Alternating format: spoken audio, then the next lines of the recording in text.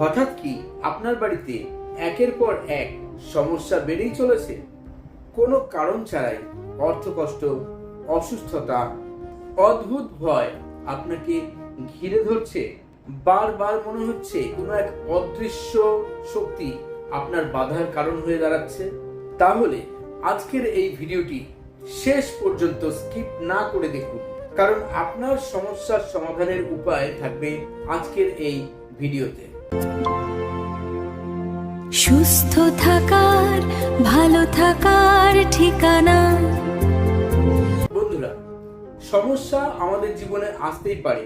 অনেক সময় আমরা সেই সমস্ত সমস্যাগুলোকে সাধারণত আমাদের বাস্তু দোষ আছে বলে মনে করি, অথবা কেউ ব্ল্যাক ম্যাজিক করেছে, বা খারাপ কোনো নেগেটিভ প্রভাব যেগুলোকে আমরা বলি, সেই ধরনের কোনো প্রভাব নিশ্চয়ই আমাদের বাস্তুতে এসে পড়েছে বলে মনে করি আমরা। তবে এটাও স্বাভাবিক যে অর্থনৈতিক সমস্যা, শারীরিক সমস্যা, মানসিক সমস্যার বাস্তব কারণ অবশ্যই থাকতে পারে।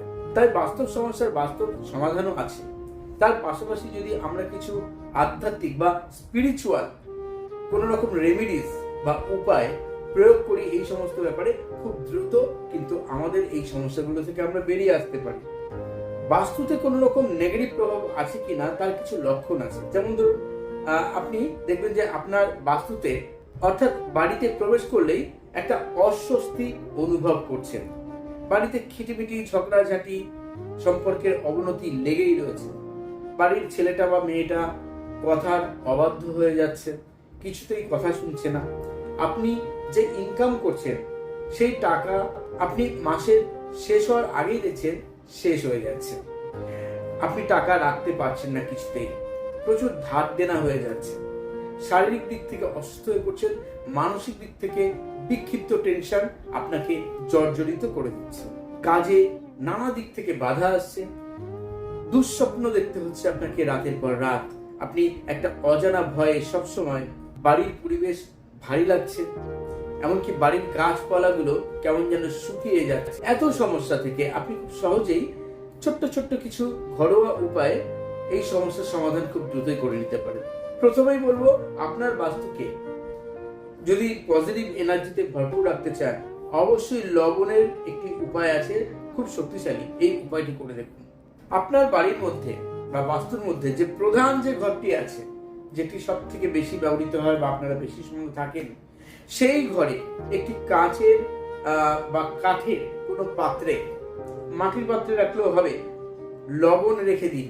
সন্ধব লবণ হলে সব থেকে ভালো হয়, না হলে ঘরে আমরা যে খাওয়ার জন্য যে লবণ ব্যবহার করি সেটা, কিন্তু সন্ধব লবণ হলে সব থেকে ভালো হয়। রেখে দিন এবং সেটা প্রতি সপ্তাহে আগেরটাকে ময়লা ফেলার জায়গায় ফেলে দিন বা ডাস্টবিনে ফেলে দিন। ঘরে বেসিন আছে, সেই বেসিনের মধ্যে জল দিয়ে ওটাকে ফেলে দিন। আবার পুনরায় ওই পাত্রটিকে পরিষ্কার করে মুছে নতুন ভাবে সন্ধব লবণ রেখে দিন। এটা কন্টিনিউ করুন, দেখবেন 3-4 সপ্তাহের মধ্যেই দেখবেন আগের থেকে অনেক বেশি বাড়িতে বা বাস্তুতে পজিটিভ ভাইবস পাচ্ছে। প্রতিদিন সন্ধেবেলায় ঘিয়ের প্রদীপ জ্বালান আপনার বাড়ির দক্ষিণ পশ্চিম কোণে। জ্বালিয়ে দেখুন প্রতিদিন একবার করে ঘিয়ের প্রদীপ। যদি জ্বালাতে পারেন, দেখবেন যে আপনার কাজে কর্মে অনেক উন্নতি বাড়বে।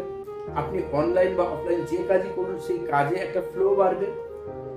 অর্থ যে আপনার প্রচুর পরিমাণে খরচ হয়ে যাচ্ছিল, সেই খরচের জায়গাটা দেখবেন আস্তে আস্তে ব্যালেন্স হয়ে গেছে, আয় বাড়ছে, সঞ্চয় বাড়ছে, এবং বাড়ি থেকে সমস্ত নেগেটিভ এনার্জি খুব দ্রুতই দূর হয়ে যাচ্ছে। প্রতিদিন প্রত্যেকটা ঘরের দরজা জানালা বেশিরভাগ সময়টা খোলা রাখুন। ঘর অগোছালো যেন না থাকে, ঘরে ময়লা আবর্জনা বা ঝুল ধুলো কিছু না জমে। ঘরে প্রত্যেকটা জিনিস সুন্দরভাবে গুছিয়ে রাখবেন, দেখবেন বাস্তুতে অনেক বেশি পজিটিভ এনার্জি খুব দ্রুত পাবেন।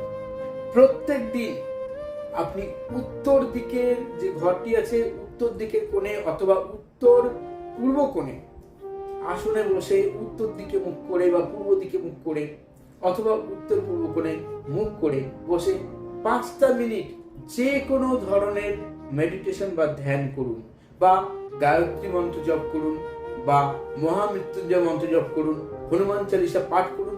যেটাই করবেন, যে কোনো একটা করলে হবে, একাধিক উপায় করলে হবে। আপনি করে দেখুন, জাস্ট 5টা মিনিট ওই জায়গায় বসে মেডিটেশন করুন, দেখুন আপনার জীবনে কিভাবে পরিবর্তন আসে। হয়তো আপনি কারোর কাছে টাকা পান, সেই টাকা তুলতে পারছেন না, দেখবেন সেই টাকা রিকভারি হতে শুরু করবে। আপনার কাজের ক্ষেত্রে নতুন নতুন সুযোগ আসতে শুরু করবে।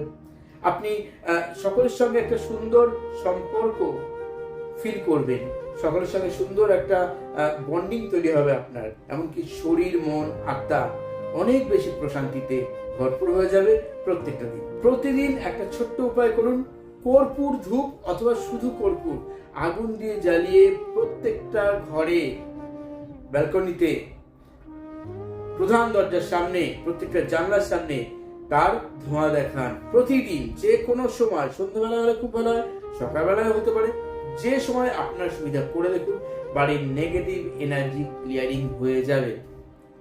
বাড়িতে অশান্তি হচ্ছে, মানসিকভাবে আপনি খুব ডিপ্রেশনে চলে যাচ্ছেন, সেই ক্ষেত্রে অবশ্যই গোলাপ জল স্প্রে করুন প্রত্যেকটা ঘরের দরজা ও জানালায় প্রতিদিন। সেখানে যদি কোনো কার্টেন বা পর্দা থাকে তাতেও করতে পারেন। অল্প করে দিন, দেখুন কি দারুণভাবে প্রত্যেকের সঙ্গে রিলেশনশিপ বন্ডিংটা ভালো হতে শুরু করে।